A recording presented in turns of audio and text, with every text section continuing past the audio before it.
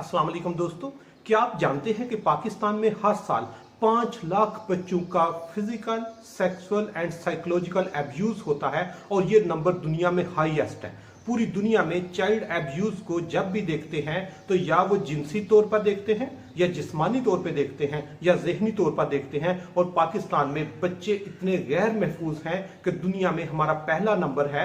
और ये नंबर सिर्फ ये नहीं बता रहा कि चाइल्ड एब्यूज कितना हो रहा है, ये हमारे माशरती हेल्थ को बताता है, ये हमारे अदारों के रोल को बताता है और ये हमारे लॉ एंड ऑर्डर की सिचुएशन को बताता है। और हर अगले दिन कोई ऐसा केस रिपोर्ट होता है कि वो पिछले से भी बड़ा होता है और उसकी इंटेंसिटी हर अगले दिन बढ़ती जा रही है। और अब ये जो जुल्म है ये हर घर तक, हर बच्चे तक पाकिस्तान में पहुंच चुका है, क्योंकि 5 लाख का नंबर छोटा सा नंबर नहीं है। और इस नंबर को अगर इस पर बात करने से पहले ये भी बताता जाऊं कि कल इस्लामाबाद में एक सिविल जज की जो बीवी है उसने सरगोदा से एक 14 साला रिजवाना को हायर किया हुआ था।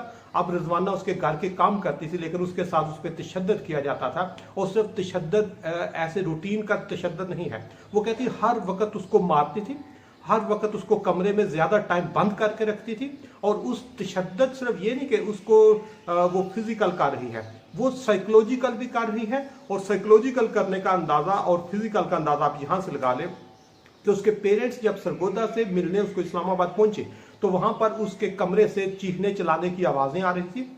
और जो ही उसको देखा तो उसके जिस्म पर, जो अभी डॉक्टर ने रिपोर्ट दी है, पहली रिपोर्ट के मुताबिक जिस्म पर 15 डिफरेंट जगहों पर जख्म के निशान है। और जख्मों के निशान जो 15 जाहिरी तौर पर है, डॉक्टर कह रहा है इससे ज्यादा जख्म जो है वो अंदरूनी चोटें उसको आई हुई हैं, लेकिन 15 जख्म एक साइड पर। लेकिन साथ उसका एक और ये बताता जो कि वो जख्म खराब हो चुके हैं, उनमें कीड़े पड़ चुके हैं। मतलब उस जो सिविल जज साहब की बीवी है उसने उसकी ट्रीटमेंट, उसको डॉक्टर से कंसल्ट करना, ये मतलब एक इंसान, एक बच्चा जो है उस पर जो जुल्म किया जा रहा है उनको एहसास तक नहीं हो रहा कि हम इसके साथ क्या कर रहे हैं। और जो रिजवाना सरगोदा से किसी रेफरेंस से उनके घर मुलाजमत के लिए आई थी, तो उसको जब इस तरह इसने इस्तेमाल किया तो पाकिस्तान के पूरे आप देख सकते हैं कि बीबीसी ने इसको रिपोर्ट किया है। और बीबीसी की जब रिपोर्ट आती है तो पूरी दुनिया में एक उसका जो है वो चर्चा होता है कि ये क्या हो रहा है। और जब पता है क्या, पूरी दुनिया में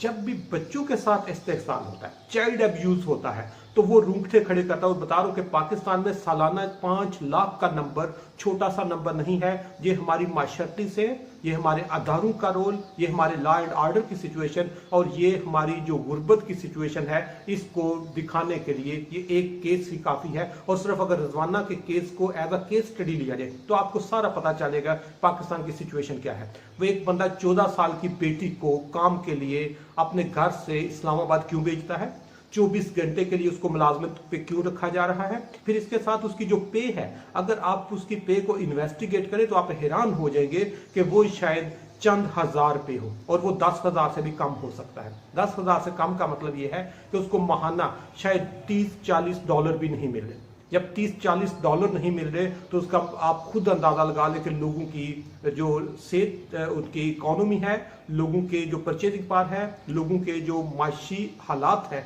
वो किस नहज पे हैं। तो वो उस पे डिफरेंट एस्पेक्ट से मैं आपके साथ डेटा शेयर करता जाऊंगा। लेकिन अभी सिर्फ ये है कि जो रिजवाना को उन्होंने हबस बेजा में रखा, उस पर जो इस वक्त पूरे पाकिस्तान में बात हो रही है, और उस बात के साथ मैं ये बताता हूं कि ये रिजवाना एक रिजवाना है।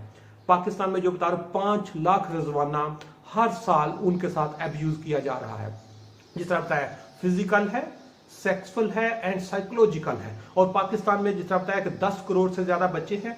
हर बच्चा जो है पाकिस्तान में गैर महफूज है। वो किसी भी तरह, वो खुराक के हवाले से देखें तो जो पाकिस्तान का डेमोग्राफिक एंड हेल्थ सर्वे वो कहता है पाकिस्तान में 48% बच्चे अनहेल्दी हैं, मतलब बच्चे वल्नरेबल हैं हमारे। जिस वक्त अगर सोसाइटी में देखें तो बच्चे गैर महफूज हैं। वो किसी भी, ये लास्ट वीक डॉन ने रिपोर्ट किया था कि 60% फीमेल बच्चे जो हैं, चाइल्ड जो हैं, उनके साथ सेक्सुअल अब्यूज होता है और फिर 40% मेल। और वो सारा कहां से, स्ट्रेंजर से हो रहे हैं, रिलेटिव के हाथों वो चढ़ रहे हैं, या इस तरह जो अननोन लोग हैं उनके साथ वो हो रहा है। तो ये नंबर बढ़ता जा रहा है और इसके बढ़ने की सबसे बड़ी वजह पाकिस्तान में लॉ एंड ऑर्डर का कमजोर होना, जो जुर्म करता है वो सजा से बच जाता है और बाकी लोगों को उसमें हौसला मिल जाता है। और अगर सजा और जजा का कानून आपका स्ट्रांग हो तो कोई बंदा इस तरह का जुल्म करने के बारे में सोच भी नहीं सकता। और जब आपका लॉ एंड ऑर्डर की सिचुएशन कमजोर होती है तो इस तरह के जो केसेस हैं ये हर अगले दिन कम होने की बजाय बढ़ते जा रहे हैं। और इनकी इंटेंसिटी इस वक्त इतनी ज्यादा हो चुकी है कि हर बच्चा जो है वो अदम तहफ़्फ़ुज़ का शिकार है। इसलिए इस वक्त हमें जो रिजवाना है उसको एक रिजवाना नहीं, पाकिस्तान का हर बच्चे को रिजवाना की तरह ही हमें ट्रीट करना होगा। और रिजवाना पे जो जुल्म हुआ है, सिर्फ जुल्म नहीं हुआ, जुल्म एक छोटा लफ्ज है, जुल्म से बढ़कर उसके साथ कि जिस तरह बताया कि उस पर फिजिकल वायलेंस किया गया, जिसम पर 15 जख्मों के निशानात हैं, वो निशान इतने गहरे हैं कि वो जख्म खराब हो चुके हैं और उनमें कीड़े पड़ चुके हैं और इस वक्त वो सरगोदा में ज़ेर इलाज हैं। लेकिन इसके साथ एक और खुशआइन चीज़ ये है कि उन्होंने जो सिविल जज है इस्लामाबाद में, उनकी बीवी पर FIR दर्ज कर ली है और केस इन्वेस्टिगेट हो रहा है। और ये सोशल मीडिया का दौर है और यकीनन लोगों तक ये खबर पहुंचेगी तो हमारे जो इंस्टीट्यूशन है इन पर एक प्रेशर बिल्ड होगा कि हमने इस पे इंसाफ करना है और उनको जो इसमें जितने लोग भी इन्वॉल्व हैं उनको किसी ना किसी तरह की सजा देनी है, ताकि आइंदा से कोई बंदा भी बच्चों पर जब जुल्म करे, बच्चों पर जब ज्यादती करे, बच्चों के साथ फिजिकल वायलेंस उसका हो, बच्चों के साथ सेक्सुअल वायलेंस हो या साइकोलॉजिकल हो, तो वो सजा से ना बच सके। अदरवाइज हमारे 10 करोड़ बच्चे अदम तहफ़्फ़ुज़ का शिकार हैं और अगर ये इस तरह की एब्यूज की तलवार उनके सर पे लटकती रहेगी तो ना वो एजुकेशन में परफॉर्म कर सकते हैं, ना उनकी अच्छी सेहत हो सकती है, ना माशरे का अच्छा रुकन बन सकते हैं, क्योंकि बच्चे किसी भी कौम का सबसे बड़ा असासा होते हैं।